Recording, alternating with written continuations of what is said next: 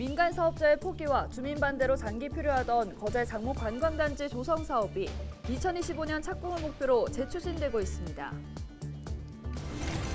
함안군이 관내버스 환승 할인제를 시행합니다. 시범 운영을 거쳐 내년부터 정식으로 도입한다는 계획입니다.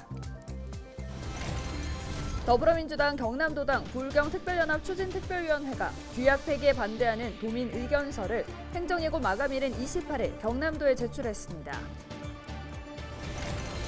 다음 달 국립경찰병원 분원의 최종 건립지 발표를 앞두고 국민의힘 경남도 의원과 창원시 의원들이 창원시 진해구가 최적지임을 다시 한번 강조했습니다.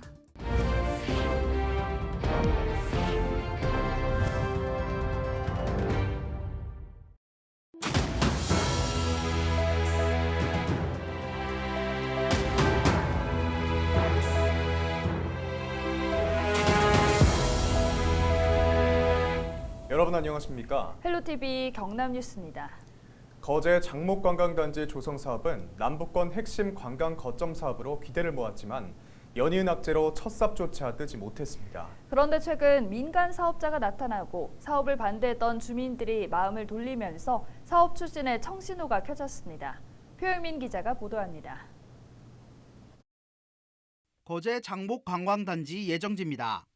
지난 1996년 대우건설이 골프장과 호텔 건립을 추진하다 경영 악화 등을 이유로 사업을 포기했습니다. 경남개발공사가 사업을 이어받았지만 골프장 조성을 반대하는 주민 반발로 재차 무산됐습니다. 장기간 답보 상태였던 장목관광단지 조성 사업. 지난 5월 이곳에 1조 2천억 원을 투자하겠다는 민간 사업자가 등장하면서 분위기가 달라졌습니다. 표류 26년 만에 사업이 재개되는 겁니다. 골프장 대신 힐링 관광단지로 개발 방향도 바뀌면서 반대하던 주민들의 마음도 돌아섰습니다. 반대로 하였는데 이제 설명회를 듣고 여러 번 설명회를 듣고 이렇게 한다고 해서 마을 주민들이 반영을 하였습니다.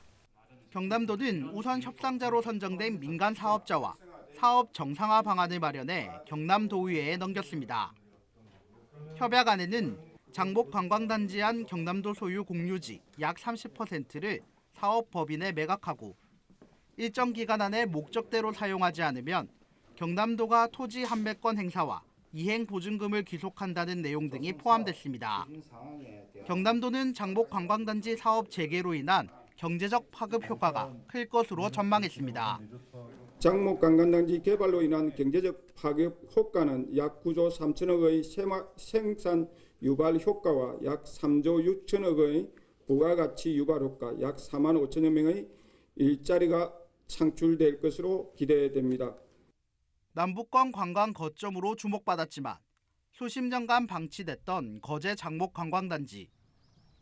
올해 안으로 경남도와 민간 사업자의 사업 협약이 체결되면 오는 2025년 첫 삽을 뜰 예정입니다.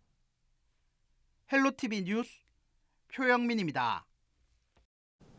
그동안 지역 내 버스 간 환승이 되지 않아 불편했던 함안 군민들에게 희소식입니다. 국내 농어촌 버스와 공영버스 간의 환승 할인제가 시행되기 때문인데요. 올 연말까지 시범 운행을 거친 뒤 내년부터 본격적으로 도입할 계획입니다. 전주현 기자가 알려드립니다. 시단위 지자체에는 당연하게 여겨졌던 시내버스 환승제도. 하지만 이 당연했던 일이 군 지역에서는 시행되지 않고 있습니다. 함안군의 버스 요금은 1,500원. 함안 칠서면이나 대산면에서 가야읍으로 나오기 위해선 버스를 갈아타야 해서 버스 요금을 2배로 내야 합니다. 매일같이 버스를 이용하는 군민들에게는 부담입니다. 버스를 옛날에는 안 타다가 지금 탄기 시작인지 요 한성되는 이는 제도가 있기 전에 그때부터 탔는데 은근하게 그것도 부담이 좀 많이 되대 그거. 그래 뭐 여기 사람들도 생각보다 이제 좀 많이 타게 되고. 앞으로는 함안군에서 대중교통을 더 편리하게 이용할 수 있게 됩니다. 현재 함안군과 창원시를 오가는 버스는 광역 환승 할인제가 시행돼 환승 할인을 받지만 군 내에서 운행하는 버스는 할인받지 못했습니다. 하지만 28일 함안군 내에서 운행하는 공영버스와 농어촌 버스도 할인 대상에 포함됩니다.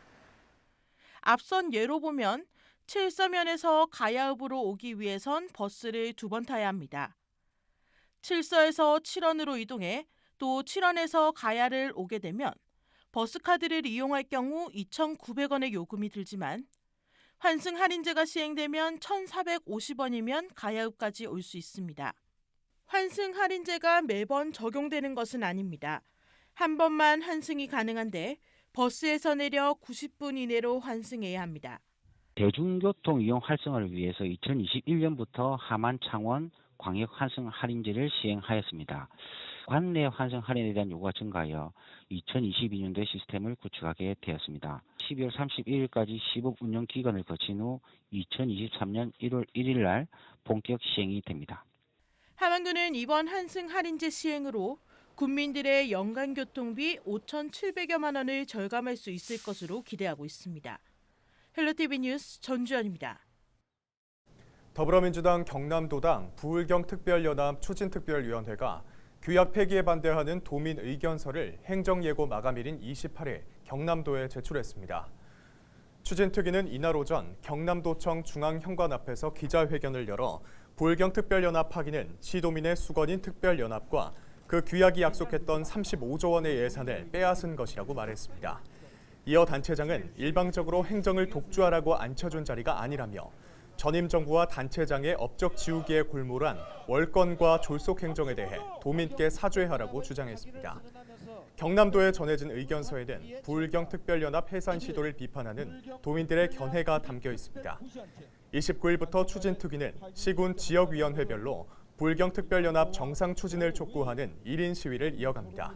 또 다음 달 1일 경남도 의회 의장단에게 공청회를 촉구하는 특별 기자회견을 준비 중이며 요구사항이 받아들여지지 않을 경우 8일에는 자체적으로 결의대회와 도민 공청회를 열 계획입니다. 다음 달 국립경찰병원 분원의 최종 건립지 발표를 앞두고 국민의힘 경남도 의원과 창원시 의원들이 창원시 진해구가 최적지임을 다시 한번 강조했습니다. 국민의힘 진해지역 시도의원은 28일 경남도 의회에서 기자회견을 열어 국군병원 해군 해양의료원과의 연계, 우수한 교통망, 높은 경남의 의료 수요를 들며 분원의 진해 유치를 주장했습니다. 이어서 국가균형 공공의료 서비스 확충이라는 정책과 목적을 충족하기 때문에 진해구에 국립경찰병원 분원을 건립해야 한다고 목소리를 높였습니다. 진해가 최적의 중시가 되지 않겠느냐. 이제 그런 걸 감안해서 우리 이제 제가 소속이 국민의힘 소속이기 때문에 지역의 국회의원, 도의원, 시의원들하고 협의를 좀 하고 주민들하고 좀 해서 이 업무를 중앙부처에 경찰청 경찰병원 분원 부지평가위원회는 현재 창원시와 충남 아산시, 대구 달성군 등 3곳을 경찰병원 분원의 후보지로 선정했습니다.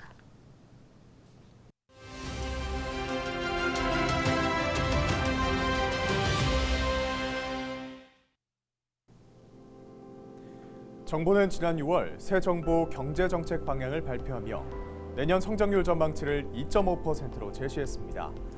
하지만 이번에 1%대로 내리는 방안을 검토하고 있는데요.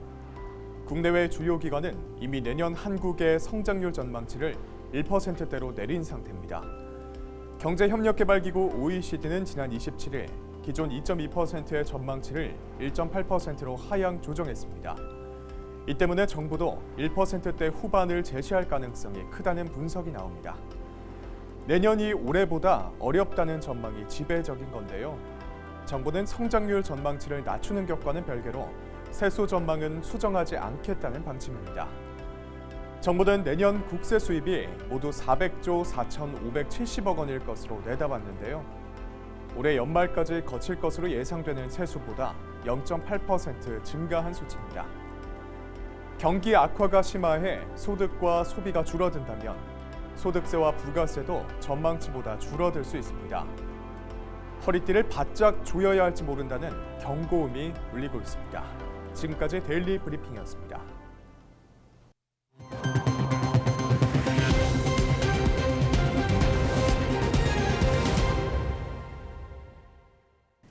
28일 오전 8시 30분쯤 거창 딸기재배 비닐하우스에서 불이 났습니다. 이 불로 딸기재배 하우스 일부와 농기구 등이 불에 타 소방서 추산 160만 원의 재산 피해가 발생했습니다. 불은 7분 만에 꺼졌고 다행히 인명피해는 없었습니다. 소방당국은 쓰레기 소각을 하다 불이 난 것으로 보고 정확한 화재 원인을 조사하고 있습니다.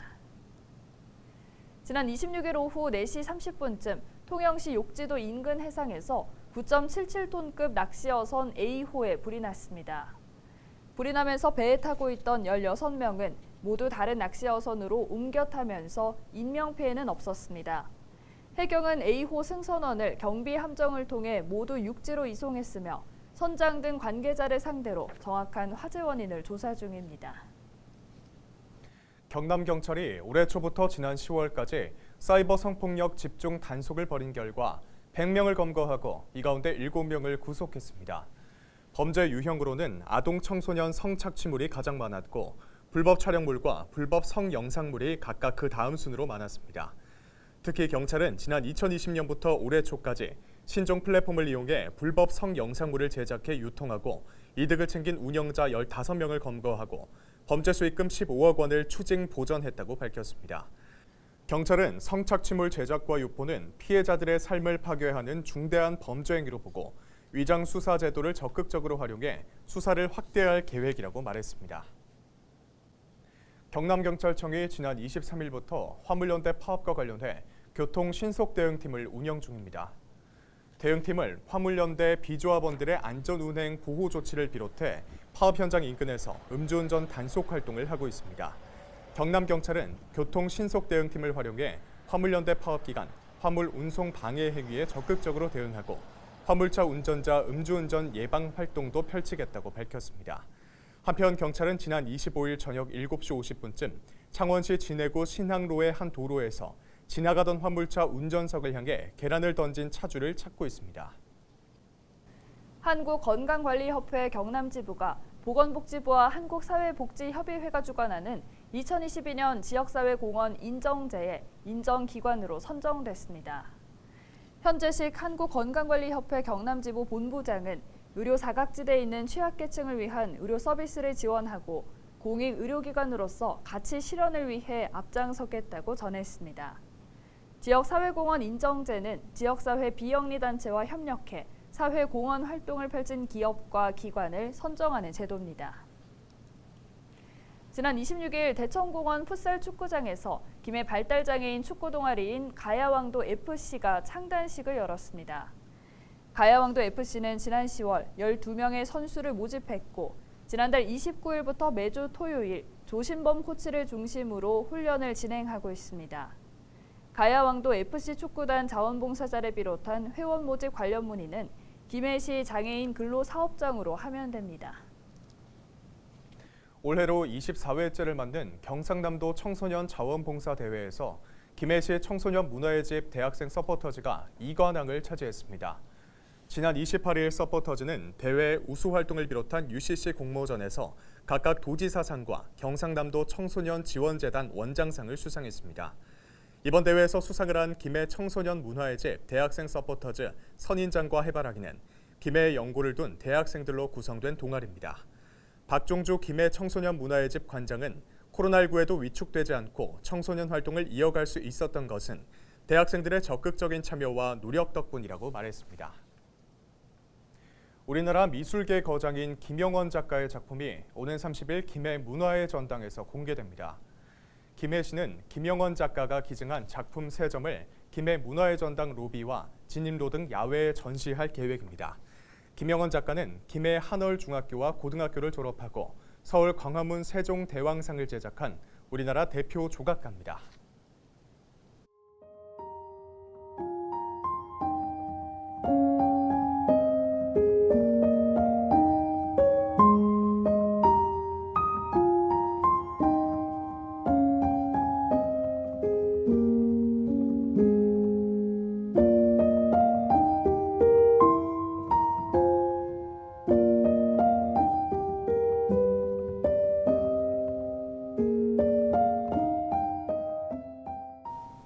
이상으로 뉴스를 마칩니다. 함께해 주신 여러분 고맙습니다.